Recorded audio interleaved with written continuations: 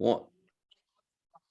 Hey, welcome back to the Missouri Sports Network, MissouriSportsNetwork.com, where everyone has a home field advantage. Presented by Central Bank of the Ozarks, Shelter Insurance agents Grant Baker in Aurora and Sean Holman in Lockwood. And as always, the Missouri State Highway Patrol reminds us to take that 3 seconds and buckle up. Also presented by the Bank of Billings, Great Southern Bank, Doak Propane, and the Missouri State Highway Patrol. Go back down to West Plains, Missouri, and welcome back into high school game day. Head football coach Matt Perkins, and 10-1 coach, and now you've got a big one in front of you. But let's go back a week ago and talk about Mcdonald County, a very good team coming in, and you guys played a great game, 42-7. You get the victory. Yeah, so I thought we probably didn't play that good in the first quarter. First drive of the game, scored on the second play, executed really well from one of our base run plays, ran a double G, and Connor took it 61 yards and scored. And then our next 3 drives either stalled out or we turned the ball over. And so you look up late in the first quarter and it's 7-7, and they're kind of hanging around. And I felt confident at that point for the first time in about 7 days, because I knew how bad we'd played and that we were still,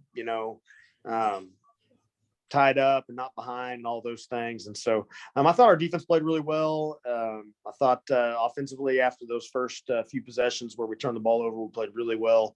Connor Lair had a fantastic game. He had 9 touches for 4 touchdowns. He's got a weird stat line right now. He's touched the ball 92 times for us. And he has 26 touchdowns. So he's scoring every 3.5 times he touches the ball. So it's a wild stat for a kid. Yeah, you dial him up every day. I mean, every play. But Coach, now you're going in. You're taking on an undefeated Hannibal team. What do you know about Hannibal, and what are you guys going to have to do to come out on top there? They're similar to us in that we both made it to the quarterfinals a year ago, and both fell short in that game. They lost to MICDS team, I want to say either by 10 or 14, and then we lost to Helias by a score.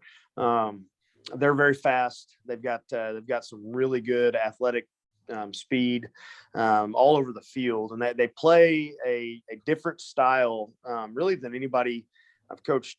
I'm getting kind of old. You see the gray in my beard. I've coached 18 years now, and different than any team I've ever tried to scout. They're very aggressive defensively, and then offensively they do everything well. There's not a hole on either side of their team. Well coached, and they play the game relentlessly. As you look at that, what next week, what do you think is going to be some of the stat lines that you're really going to be paying attention to, whether it's time possession, turnovers, penalties?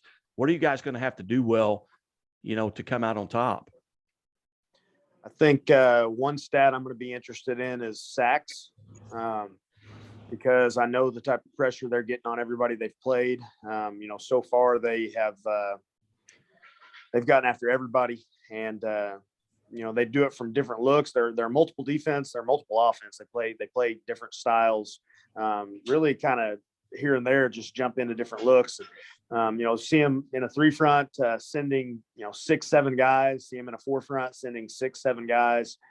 Just a unique defense, and they've got the athletes behind it to just lock down and say, "Hey, we're going to play man everywhere, and we're going to get after you." And so I'll be looking at sacks, probably pressures.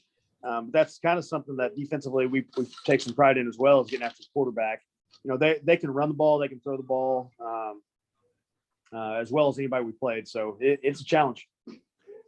As you look at your schedule, can you compare them maybe to anyone that you've already played, or are they a mixture maybe of a Camden and a Kickapoo or something like that?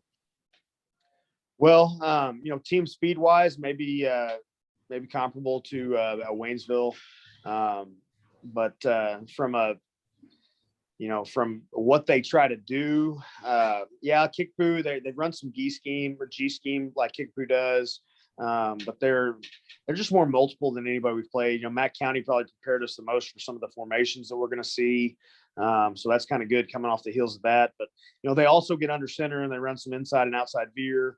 And they do that with a running back named Aeneas Williams. That's sophomore, highly touted, got offers to play at some big time schools. They got another running back number 8 that's very good.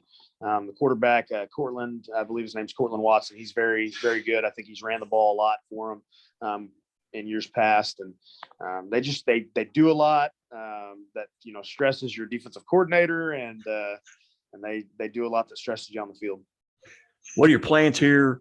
As you finish out this week, and the game is at at West Plains. No, Misha did a great job.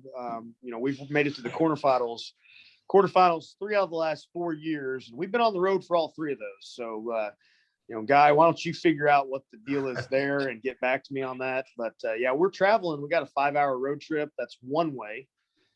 5 hours one way, and then we'll be making that trip all day Friday, playing a game Friday night, and then we're going to make the trip back home Friday night as well. And so we're going to turn it into a one-day affair.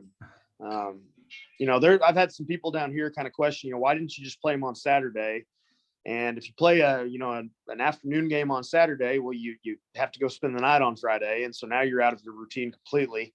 And then also you're playing on Saturday, and then if you turn around and play the next week on Friday, you got less time to prepare. You got less time to let your kids heal up and all those types of things. So a tough situation, but something I think playing in our conference prepares us for. We don't have a single game that's not at least a 2-hour road trip. So our kids are used to the travel, and they haven't even said a word about it. I've not heard one kid say, "Man, we got to travel. How long? How far is it?" Now, maybe they just don't know.